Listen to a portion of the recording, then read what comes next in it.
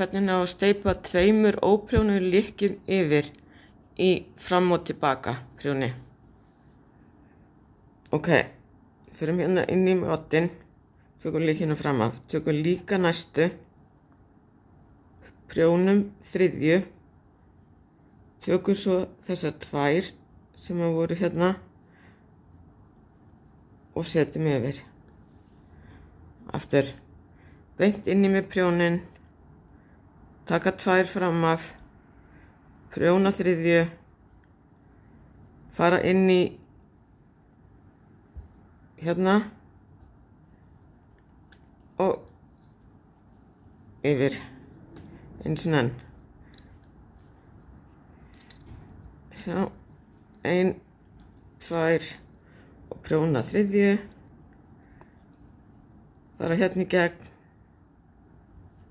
og steypa yfir.